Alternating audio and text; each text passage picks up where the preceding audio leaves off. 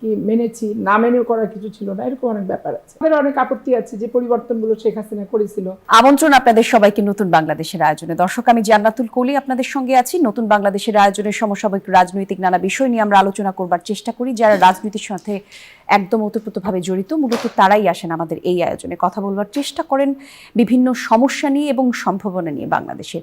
এখন আজকে আমরা যে বিষয়টি নিয়ে কথা বলতে চাই, দর্শক, আজকে আমরা কথা বলবো কিছু সংস্কার থমকে গেল কিনা। এই বিষয়ে আমাদের সঙ্গে স্টুডিওতে কথা বলবার জন্য উপস্থিত আছেন আমার ডান দিক থেকে অ্যাডভোকেট সৈয়দা আসিফা আশরাফি পাপিয়া, সাবেক সংসদ সদস্য বিএনপি। সেই সঙ্গে আছেন অ্যাডভোকেট আতিকুর রহমান, সভাপতি বাংলাদেশ শ্রমিক কল্যাণ ফেডারেশন ও জামায়াত ইসলামী নেতা।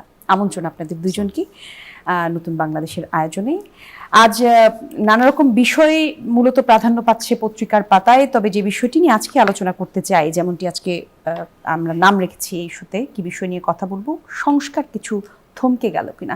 অ্যাডভোকেট পাপিয়া, আপনাকে দিয়ে শুরু করতে চাই। মূলত সরকার বলছে কিছু সংস্কার নতুন করে চিন্তা করা হবে, কিছু সংস্কারের বিষয় নিয়ে। আবার অপোজিশনের পক্ষ থেকে বলা হচ্ছে যে জনগণের সাথে এক ধরনের প্রতারণা হচ্ছে। একটু ব্যাখ্যা করতে পারেন কিনা যে গণভোট নিয়েই যদি আসলে সরাসরি জিজ্ঞেস করি, যেই ভোট হয়ে গেল, মানুষ যেখানে রায় দিল, বিএনপিও গণভোটের পক্ষে বিভিন্ন জায়গায় নির্বাচনী প্রচারণার সময় গণভোটের পক্ষে ভোট চেয়েছে।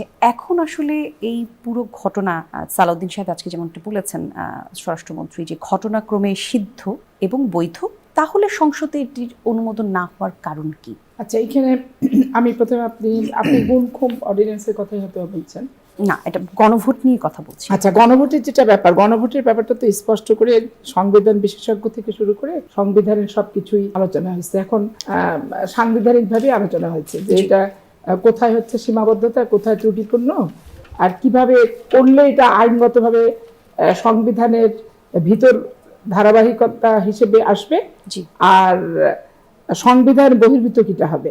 এখন সংবিধান বহির্ভূতর ব্যাপারে এনসিপি এবং জামাত ইসলাম খুবই অ্যাডামেন্ট যে সব কিছুই যখন সংবিধান বহির্ভূতভাবে হচ্ছে অর্ডিন্যান্স জারি করে, তাহলে এইটা সংবিধান বহির্ভূতভাবে হলেই সমস্যা কি? এই ক্ষেত্রে এখন সংবিধানটা কেন? ঠিক আছে, এখন নির্বাচন, আপনি যেহেতু নির্বাচিত হয়ে গেছেন, আপনি সংসদ সদস্য হিসেবে শপথ নিয়েছেন, তো সংসদ সদস্য হিসেবে শপথ নেওয়ার পর আপনার কাছে প্রথম জিনিসটা তো আসবে যে সংবিধান। এর বাইরে তো আপনার যাওয়ার কোনো সুযোগ থাকছে না। আর আপনি সংবিধান হওয়ার মানে শপথ নেওয়ার আগে, এমপি নির্বাচিত হওয়ার আগে, তখন আপনি অন্তর্বর্তীকালীন সরকার অর্ডিন্যান্স করুক, যেটা যেভাবে করেছে সেটা আপনি তখন সেটা মেনে নিয়েছেন। মানতে আমরা বাধ্য হয়েছি বলেন, কি মেনেছি, না মেনেও করার কিছু ছিল না, এরকম অনেক ব্যাপার আছে। তো সেইখানে আর যেমন ধরেন আপনি যখন মুসলিম হবেন, মানে বিরোধী দলের পক্ষ থেকে বলা হচ্ছে এটা জনগণের সাথে এক ধরনের প্রতারণা হয়েছে, সেই জায়গায় বিএনপি স্পষ্ট কথা বলছে। এটা আস্তে আস্তে স্পষ্ট হয়ে যাবে। এটা যখন দিন যাবে, এখন তো ধরেন বলতেছে এটা যে জনগণের সঙ্গে প্রতারণা করছে। জনগণকে প্রতারিত করার কে চেষ্টা করছে এই খুঁটি নাটি এই সমস্ত বিষয় নিয়ে, এটা যত দিন যাবে তত আপনি আরো স্পষ্টভাবে দেশবাসী বুঝে যাবে বিষয়গুলি। এই জন্য অন্তর্বর্তীকালীন সরকারের তখন আমরা কেউ না, সাধারণ জনগণ। কিন্তু তারপর আপনি যখন জনগণের ম্যান্ডেট দিয়ে পার্লামেন্টে যাবেন বিরোধী দল এবং সরকারি দল হিসেবে, তখন আপনার কাছে দায়িত্বশীল এবং সংবিধান যতক্ষণ পর্যন্ত সংশোধিত না হচ্ছে, সংযোজন না হচ্ছে, বিয়োজন না হচ্ছে, ততক্ষণ পর্যন্ত তো আপনাকে এটা মানতে হবে। এখানকার অনেক কিছু নিয়ে তো আমাদের অনেক আপত্তি আছে যে পরিবর্তনগুলো শেখ হাসিনা করেছিল নিজের ক্ষমতা পাকাপোক্ত করার জন্য, কিন্তু সেটা তো সাংবিধানিক পদ্ধতির মাধ্যমেই আপনার পরিবর্তন করতে হবে।